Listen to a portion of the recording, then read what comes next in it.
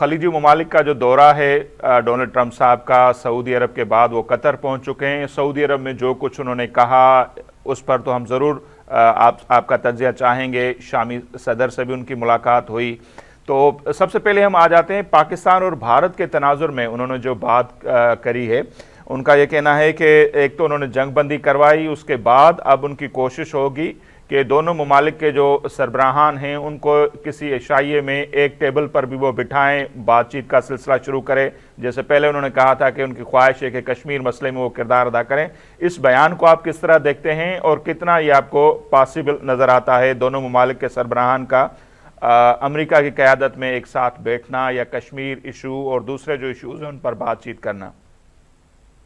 मेरा ख्याल है जो डोनाल्ड ट्रंप साहब आजकल हमारे पे मेहरबानी कर रहे हैं पाकिस्तान के हवाले से, वो तो अनप्रेसिडेंटेड है। मुझे तो अपने कानों पे यकीन नहीं आता जिस तरीके से वो पाकिस्तान की तारीफें कर रहे हैं। और कोई 3 दफा जिक्र कर चुके हैं जब से ऑपरेशन बुनियाद मरसूस शुरू हुआ था, उसके बाद से वो पाकिस्तान की। और साथ ही साथ जो उनकी ट्वीट आई थी जिसमें कश्मीर का जिक्र था, वो मेरे ख्याल में बहुत ही बड़ी खबर थी, क्योंकि इंडिया हमेशा से कहता है कि कश्मीर जो है वो हम बायलैटरली हल करेंगे, यानी दोनों मुल्क आपस में बात करके हल करेंगे, इसमें किसी तीसरे मुल्क को कभी नहीं आने देंगे। और शिमला माहिदा भी यही करवाया था उन्होंने, जिसको पाकिस्तान ने सस्पेंड कर दिया।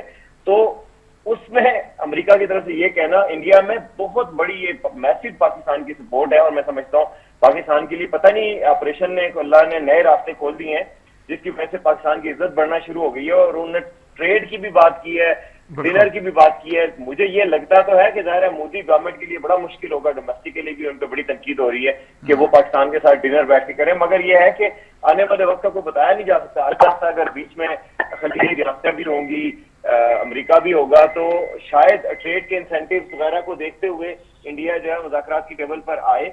सीज फायर की हद तक तो इंडिया ने जाहिर है अमेरिका की बात मानी है, बल्कि अमेरिका को इंडिया ने ही राब्ता किया था। तो अगर अमेरिका ने सीज फायर करवाया तो उसकी शर्त भी ये थी कि आप कश्मीर का जिक्र करेंगे, क्योंकि पाकिस्तान इस शर्त पे माना था। ये अमेरिका में बड़े एनालिस्ट यही कह रहे हैं।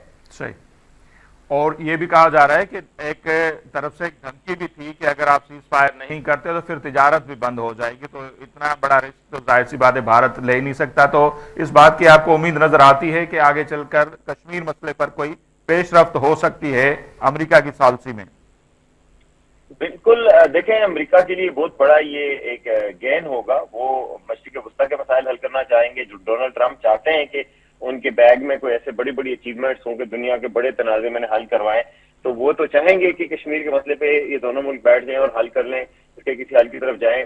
जाहिर है ये बहुत लंबा और पेचीदा काम है, ये आसान काम नहीं है। अगर होता तो 70 साल में हल हो चुका होता, क्योंकि दोनों ममालिक में जो हुकूमतें हैं उनको अपने अवाम को जवाबदेह होना होता है। और अवाम जो है वो अपनी मर्जी का कश्मीर का सोल्यूशन चाहते हैं। पाकिस्तान के अवाम अलग चाहते हैं, इंडिया के अवाम अलग चाहते हैं। तो बीजेपी जैसी हुकूमत जो कि बुनियाद परस्ताना किस्म की हिंदुत्व नजरिए की हामी हुकूमत है, वो आराम से कश्मीर दे दे या कश्मीर को छोड़ दे, ये मुश्किल नजर आता है। ताहम इस पर बातचीत दायरा हो सकती है, सीज फायर आगे बढ़ सकता है, तजारत शुरू हो सकती है, और इस बातचीत जारी रखने पर इत्तेफाक हो सकता है।